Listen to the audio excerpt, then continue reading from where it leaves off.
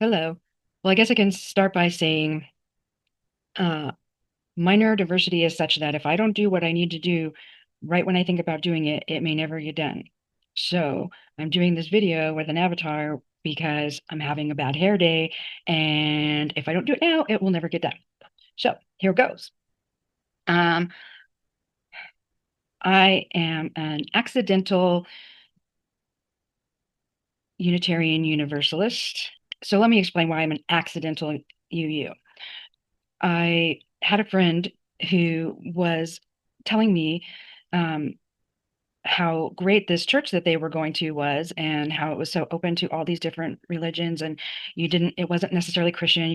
You could believe in whatever you wanted, and how great it was. And so I looked it up, and I couldn't remember the name of the church or the name of the religion. So I looked it up and what I thought it was, and um, went to that church, and they had all these rainbow flags and said how welcoming they were and everything. And so I thought I had found the church that my friend was talking about. I got into a lot of trouble when I was a teenager, and ended up in a recovery house for teens, and was very involved in 12-step programs for a really long time. And my God and spirituality changed throughout that time, but it was always based in 12-step programs. So it was always had that commonality. And then I came to a place where I wasn't really feeling comfortable in 12-step rooms anymore. And so I went looking for a religion or a church, basically for community, that would be similar to 12-step meetings. And so that's how I ended up being a UU. And when I got to the church, one of the things that I noticed was they had this sign on there that said how welcoming they were, especially to queer folk. Yet when we came into the building, like from the very first day, it was like, "Oh, hi, are you two a couple?" And um, so we like became the poster board lesbians. And instead of like people coming up to us and being like, "Hey, so let's get to know each other, where are you from? How'd you get here? Whatever." It would be like, "Oh, do you know so and so?" Who was like the only other queer person in the church. And um, after a while, I kind of was like, you realize that not all queer people know each other, right?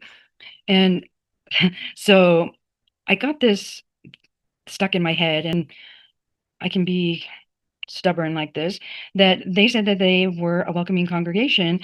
And I got in my head that I was going to see if I could get them to prove it.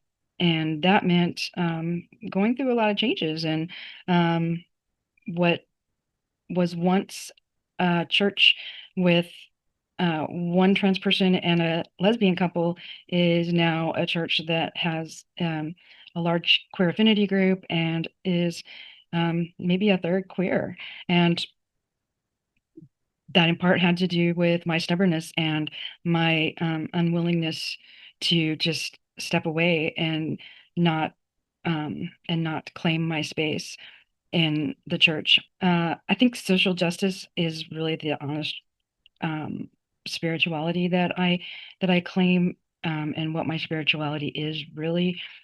But it's still really based in 12-step spirituality. And I mean, I started learning to work the steps when I was 16 years old. So my actually 15 years old. So um my spiritual development was all based around that. The things that I've gone through in life, the struggles have been worked through using the steps.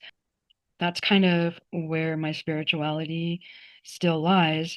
The only real thing that's changed throughout the years has been what, who, or how I communicate with a god or goddess or the divine or whatever it is I'm calling it this year or this week.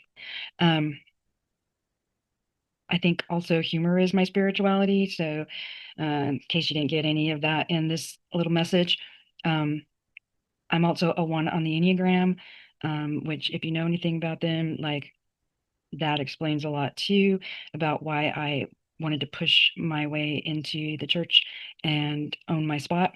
Um, but yeah, I'm sure we'll get to know each other a lot more throughout the time, and you'll get to see me not as an avatar. Thanks.